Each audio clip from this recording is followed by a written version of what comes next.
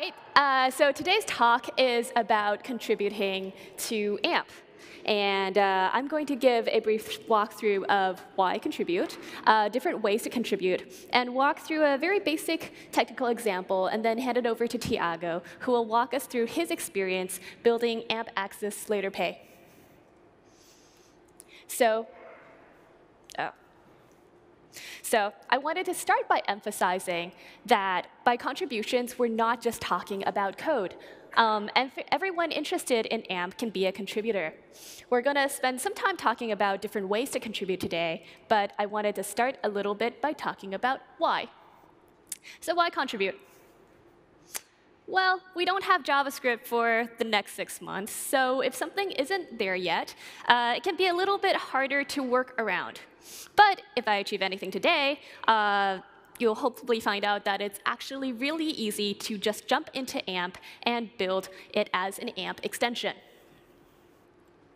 Or maybe you are one of our ecosystem providers, and you do ads, analytics, or you produce embeddable content. You want to make sure your products are AMP-enabled. Well, it's really easy to do that, too. As an example, we have about 12 video player components in AMP right now, added by their respective vendors. AMP is becoming a significant part of the web ecosystem. And maybe you want to have a voice in shaping its future. Contributing is also a great way to make that happen. As for developers, it's also a really easy way to start with the world of open source. It's a mature project with a committed core team, a very detailed contributing guide, and lots of great first issues. So where do we begin? Well, we're on GitHub under AMP project. We have several different repositories here. And one of the easier ways to contribute is to file a GitHub issue for a feature request or a bug report. Is anything broken? Or is there anything you would like to see more of? You can also join the conversation by commenting under existing issues. There are a lot of situations where there are multiple solutions to a problem, and we could really go either way. So under issues like that, you'll see this a lot. We could go with approach A or approach B, and it would be good to hear from the community about that. And you can do that without even typing. So we can sort by reaction count now. So if one of our P3s is at the top of the sort by upvote list, then maybe that priority needs to change. Another way to contribute is by fixing documentation or speaking up when something isn't clear. Sometimes there are things that are obviously broken, like this, dead links, and very straightforward ways to fix them. This was actually somebody's first pull request. Or sometimes something isn't clear or isn't working. This was the end of a really long thread about course documentation.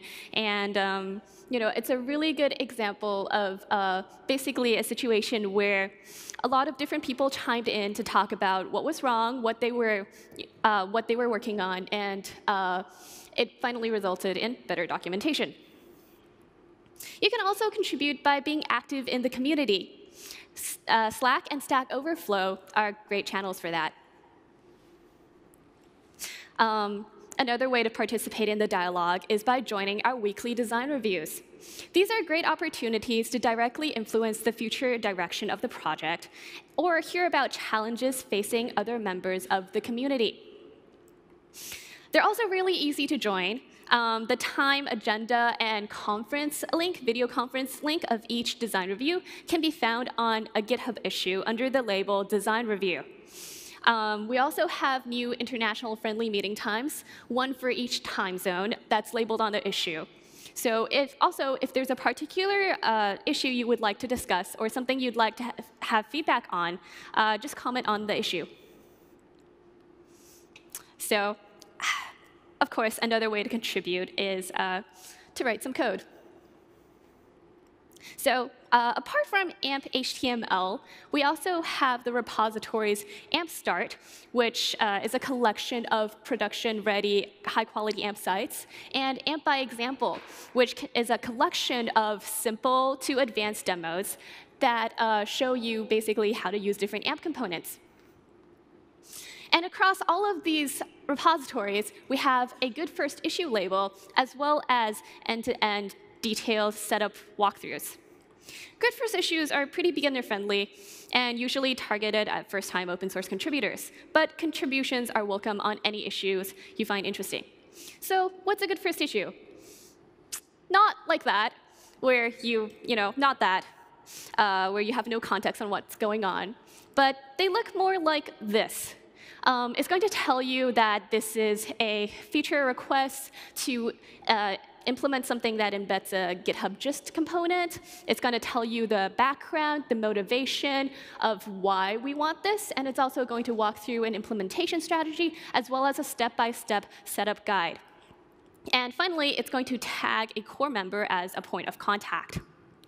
So this feature request for a GitHub gist embed was actually picked up by a member of the audience in AMP Conf here last year.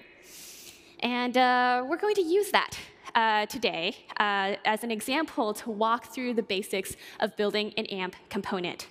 AMP components are the basic building blocks of an AMP page, and most contributions revolve around creating a new component or updating an existing one.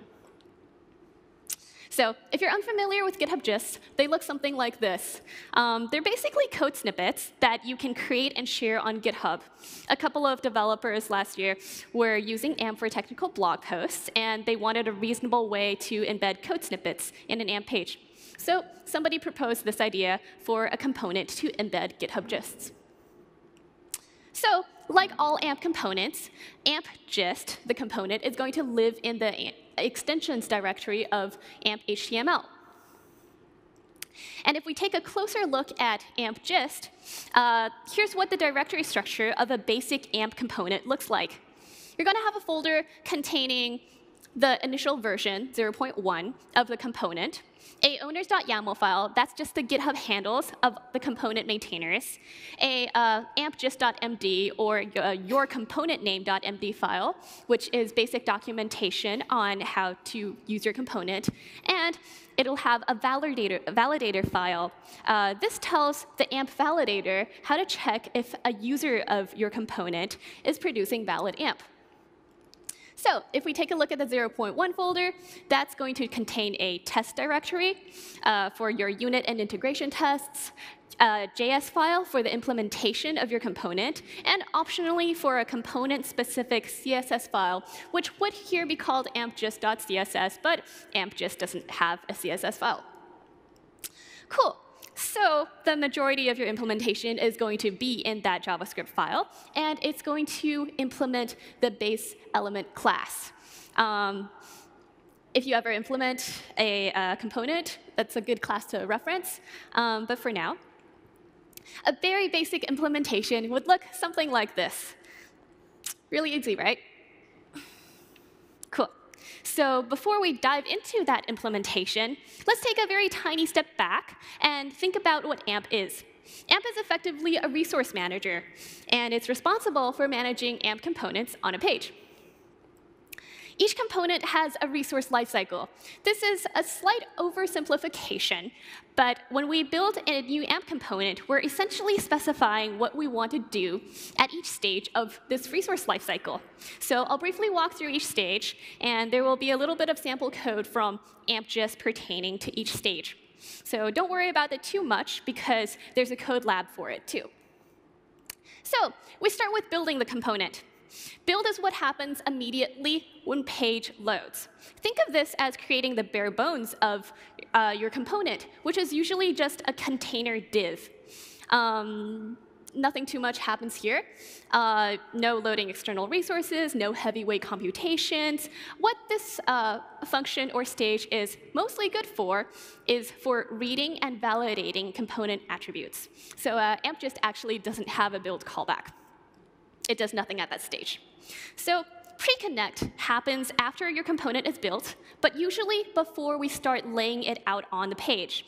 It does exactly what it says it does, right? It pre-connects to sources that you'll need for fetching anything later, which in the case of AmpGist is just connecting to gist.github.com. It's not always necessary, but it's pretty common with video players and anything that loads an iframe. The next stage is layout. Here is when your layout happens when your component is going to be seen. It's going to fetch external resources. It's going to do any heavyweight computations. It's basically going to do the things that you only really want to do when you know your component is going to be seen.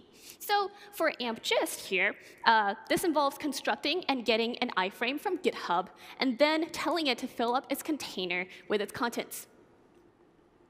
And finally, you get to the unlayout stage. That's what happens when your document becomes inactive. Your document becomes inactive when the user swipes away from it in the viewer, or when another tab is focused.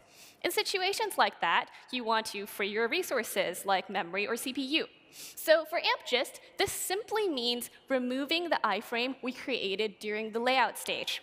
It returns a Boolean to indicate whether or not we should call layout again, right, the last stage, when the document becomes active again. So at this point, this is a little bit of an oversimplification, but you've basically told your AMP component what it needs to do at every single stage of the resource cycle. And you've basically implemented the base element class. So once you've done that, you can start testing it to verify that it actually does what you want it to do. You can basically write an AMP page in the examples directory or the test/manual directory, and you can name it after your component. And then, so that other people know what your component offers, you can create an example on AMP by example. This would usually involve a short introduction on what your component does and a few basic examples showcasing your API. All right, now that I've gone through why contribute and some ways to contribute, I'm now going to hand it over to Tiago to talk about his experience building AMP Access LaterPay. Thank you. Hi. Yeah, so I'm Tiago. I'm a front-end developer at LaterPay. And yeah, I'm going to tell you a little bit about our experience contributing an extended component for AMP. So let me start by telling you a little bit what LaterPay is. We are a payment infrastructure provider for digital content. So we allow people to sell individual digital items like articles or videos, anything digital. And we allow them to sell this in different ways. So they can sell just the item, or they can sell a time pass, like 1 day, 1 week, 1 month, or they can sell subscriptions, which have recurring payments. And these items of smaller amounts, like 49 cents, like in this example, they go into a tab. So a merchant can define, oh, I want my users to only be able to pay this later. So this goes into a tab, and they only pay when they reach 5 euros. So this just makes it easier for them to start buying content without really having to pay immediately. And they can share this tab across anything that uses LaterPay, any website that uses LaterPay. And they can pick just which sales models they want. So if they just want to sell articles, they can do that. If they want to sell also time passes, they can also pick that. So why did we decide to build an AMP component? Well, first of all, most of our users, or a big majority of our users, of our customers, are in the publishing market. And AMP initially was also very popular, mostly with the publishing market. So it just kind of made sense for us to have an AMP component. And also, some of our publishers could eventually see not having LaterPay in the AMP platform as a hurdle to not adopt LaterPay. So yeah, it was a bit of a no-brainer for us. So how did we get started with this? Well, when we started out developing this component, which is back in 2016, the contribution process wasn't entirely clear yet. There were some guidelines, mostly in terms of tooling, how to set up the project locally, how to get it running, develop code, but not so much on how do you get around it, like how do you create an extended component, how do you use the existing code base. So we initially started a conversation with one of the product managers. This helped us and the AMP project understand, does it make sense for us to be a part of this ecosystem? And once we figured that out, we started talking to one of the developers. So at this point, we tried to understand what the best approach would be. AMP already has AMP Access, which allows developers of AMP pages to have a login mechanism, mostly for paywalls. So it's a bit like a generic paywall integration, which publishers can integrate with their server-side subscription services. And we spent some time looking into this and explaining our workflow, and we realized that our workflow and the flow from AMP Access were a little bit different. So at this point, the question was, do we need to build an entirely new component, or can we still use AMP Access somehow? This is the flow, the user flow on AMP Access, where if a user is authorized, they can just look at the document. They have a subscription. They can access it. Otherwise, they might have to go through the login process. So if you're developing an AMP page, you can define some login links for sign-in or for sign-up. The user clicks that login link, opens in the pop-up window, goes through the dialog to the login workflow, and then once that's validated, you get redirected back to the page, and you can look at the document. However, our flow is a bit different because we provide some other options, and we don't entirely require login up front. So the solution here was to essentially vendorize AMP Access so we could extend it, but still use parts of it as we saw fit. So the flow that we ended up having is a bit similar with a few changes here and there. Initially, it's the same thing. If the user is authorized, they can look at the document immediately. Otherwise, we need to get a purchase configuration because our merchants can define if, for instance, if different items have different prices, some items might not be covered by a time pass or by a subscription. So each thing on a website can actually have different purchase options. And those purchase options are those links that we show to the user directly on the AMP page. So we get that purchase configuration. We then render that purchase dialog. User selects the purchase option. Then this part is a bit more true. It's what can happen on our login flow, which might not exactly be login. So the simplest one is if they log in, if their tab limit hasn't been reached, they just confirm the purchase, and then they can access the article. So it's like 2 clicks. Otherwise, I might have to settle a tab, or if it's not a pay later item, if it's a pay now item, then they will have to pay now, and they go through that. And then once that's done, they can access the document. So yeah, we're using quite a few parts of the actual AMP Access here. You can use, AMP Access has some tags that you can use to define which parts of the document are not available initially until the user buys it. So you can still use those. We're using also some other parts of the code, and then we just tap into our own code when we actually need to. So getting started with the code, we initially just further discussed what the actual code flow would be, kind of based on that previous diagram. And then we got this skeleton for AMP Access extension component, which is not exactly like a regular AMP component. And we had a bit of a whole design review, even before this concept was a bit more established as it is nowadays. And yeah, then we just started working on the code and started working on this implementation. We also had to work quite a bit with the existing code base. So the existing code base of AMP has a lot of utilities for working with the DOM, for networking. But there wasn't a lot of information back then on how to get around all of this. However, a lot of this code is very well documented. There's a lot of tests, a lot of type hints. So it's fairly easy to understand the API, to understand what's there and how you can use it. And you can also look at other components that already exist to figure out how these things are being used.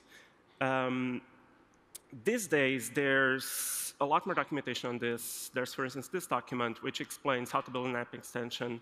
And it also takes you through some of the existing components, like why you should use vsync, I think, which is a component that allows you to batch up rendering, and some things like those are good practices in terms of AMP components, which, if you're new to the project, you might just not know about. It's not entirely obvious that those things are there and that you can use them. And we also got to help with improving this code base. We made our own pull requests for some of the networking utilities, for the AMP Access base component as well, some things that needed to be changed that could be improved as well. And it's also very straightforward because, yeah, there's already a lot of tests, a lot of type hints, so it's fairly easy to understand how to do it. So how did this whole flow go? That we opened the work in progress pull request once we already had some stuff to show. And this allowed us to push some code, ask for a review, ask, are we going in the right direction? Are we doing the right thing? Is there other modules that we should be using?